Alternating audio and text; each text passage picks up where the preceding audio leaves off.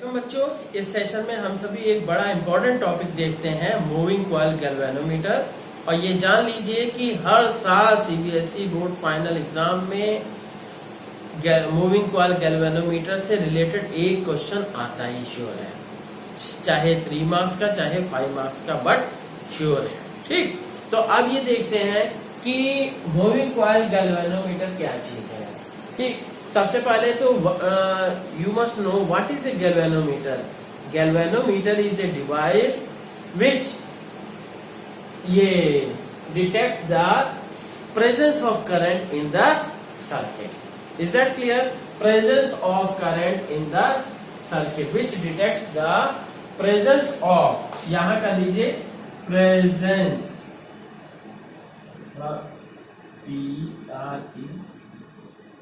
Presence of current in the circuit.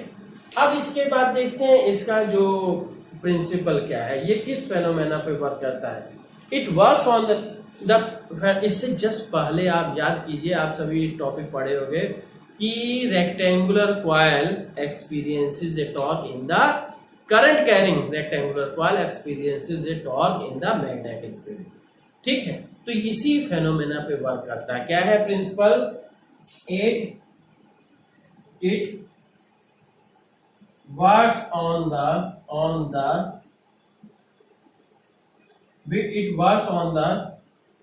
phenomenon that a current carrying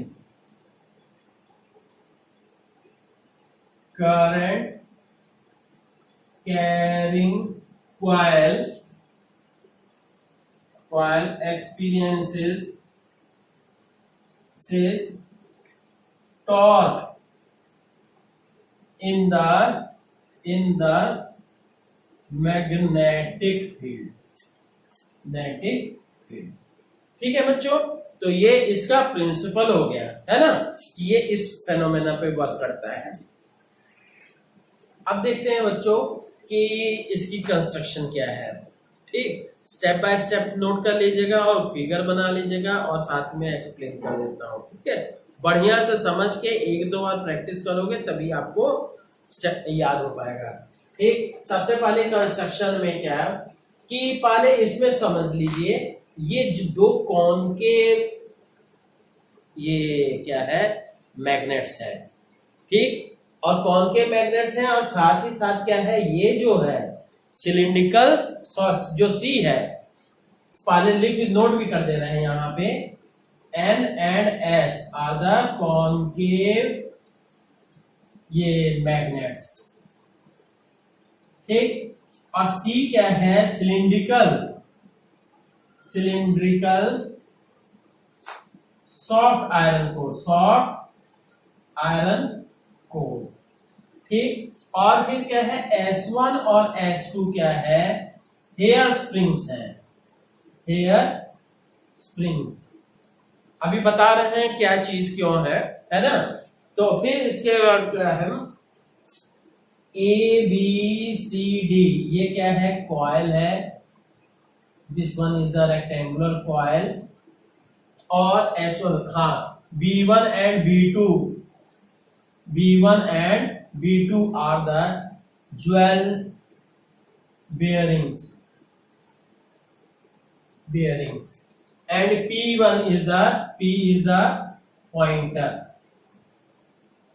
यहाँ कहिए aluminium pointer होता है। ठीक है, तो ये क्या करते हैं। तो बच्चों, आपको सभी चीजों के नाम पता चल गए। N और S क्या है, कॉनकेव मैग्नेट्स है, C जो है सिलिंड्रिकल सॉफ्ट आयरन कोर है। ठीक है, कॉनकेव मैग्नेट्स इसलिए हैं कि रेडियल मैग्नेटिक फील्ड होगा, तो जिसके कारण से और ये सिलिंड्रिकल सॉफ्ट आयरन कोर होगा, तो इसलिए क्या है, हमेशा उसके पैरेलल ही जाएंगे। ठीक है, तो जिसके कारण से क्या है, ये एरिया वेक्टर के साथ हमेशा नॉर्मल का ये जो 90 डिग्री बनेगा और टॉर्क जो एक्सपीरियंस होगा दैट विल बी मैक्सिमम। अभी आगे देखेंगे। ठीक है, सिलिंड्रिकल क्या है, ये concave magnets are for radial magnetic field. C जो है सिलिंड्रिकल सॉफ्ट आयरन कोर है।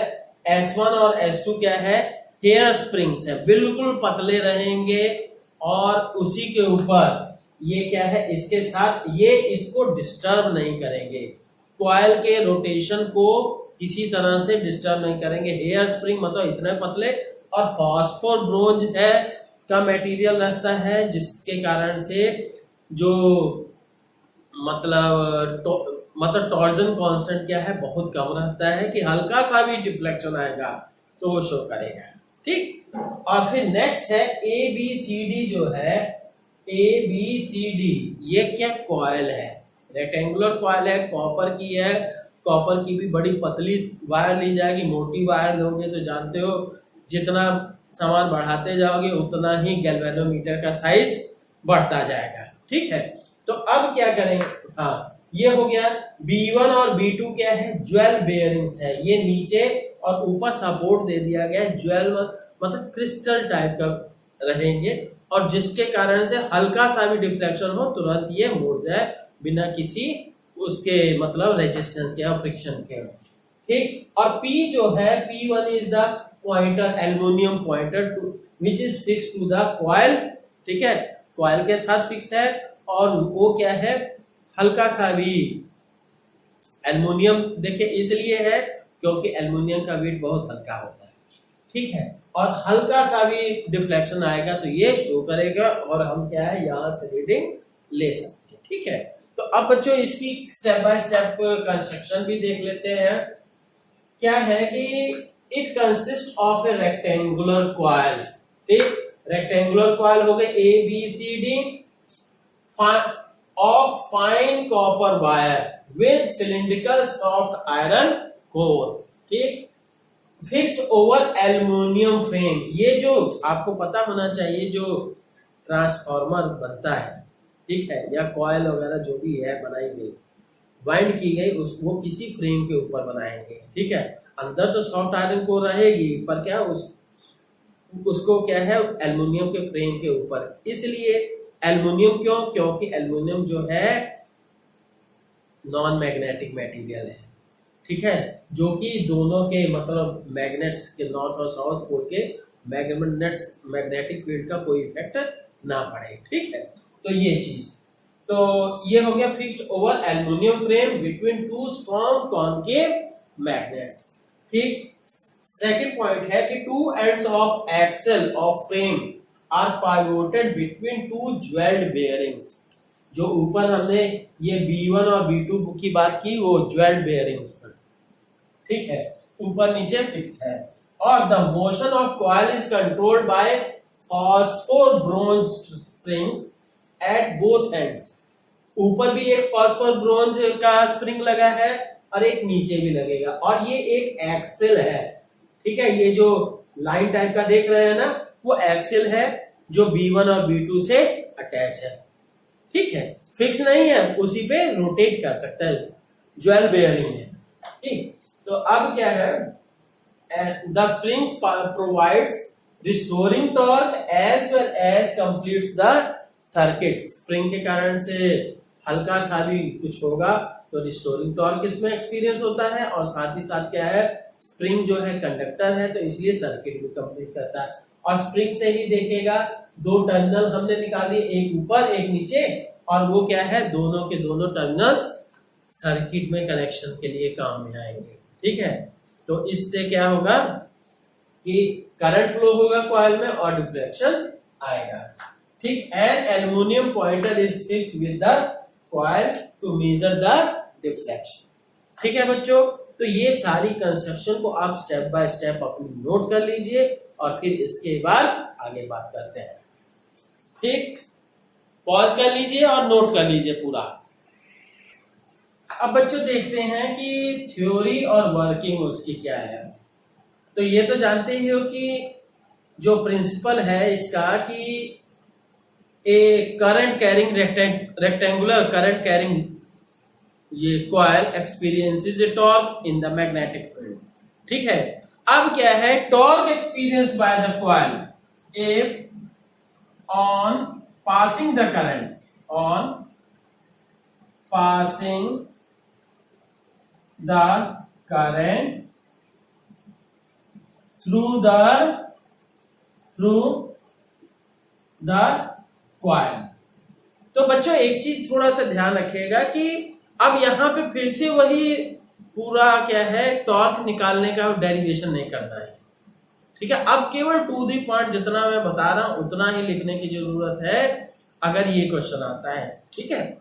तो अब देखिए, तो टॉर्क के लिए क्या होता है, tau equal to N I A B sine theta, ठीक। Since radial magnetic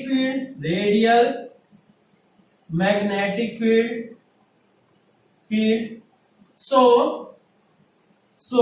theta will be equal to 90 degree. तब क्या है, थीटा की वैल्यू 90 हो गई।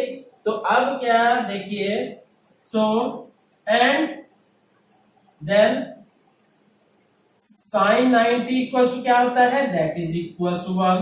सो टाउ इक्वल टू मतलब टॉर्क जितना लग रहा है, torque equal to N I A B. This is the first equation, ठीक।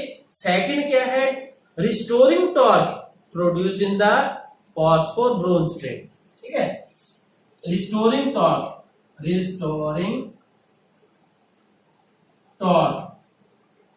इन द स्प्रिंग कर देते हैं, ठीक। लेट कर देते हैं, let alpha is the angle of deflection, ठीक। मतलब ये जो है अल्फा एंगल है जिससे वो कॉइल डिफ्लेक्ट करती है, तो उतना ही ट्विस्ट भी उसके अंदर आएगा। तो हम कह देंगे tau will be equal to tau restoring will be directly proportional to, ये डायरेक्टली प्रोपोर्शनल का साइन है और ये alpha will be directly proportional to alpha. तो अब यहां से, ठीक है, this one is the alpha, ठीक, and this one is the directly proportional. तो यहां से क्या है, तो restoring will be equal to K alpha, लग गया जी के अल्फा। तो अब ये क्या कि हेयर के इज कॉल्ड, ये के इज कॉल्ड टॉर्जन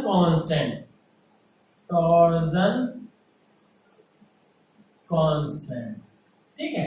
के को क्या कहते हैं, टॉर्जन कांस्टेंट कहते हैं, ठीक है। तो अब यहां से this is the equation number second from first and second, मतलब applied torque will be equal to experienced torque, restoring torque. तो क्या हो जाएगा, तो ये क्या फ्रॉम 1 एंड 2 क्या हो गया G, N I A B will be equal to K alpha, तो I will be equal to K upon N A B into alpha, ठीक है। तो यहां पे हम कहेंगे हेयर, सो आप कह सकते हैं G alpha, here G is equal to K by NAB, that is called galvanometer's constant, ठीक है। That is called, G is called galvanometer constant, ठीक है। that is called galvanometer constant, ठीक है। तो अब बच्चों देखते हैं कि फिगर ऑफ मेरिट क्या है, कि it is you can say G equals to I upon alpha, G is equals to I upon alpha, और यू कैन से कि ये K अपॉन NAB, ठीक है।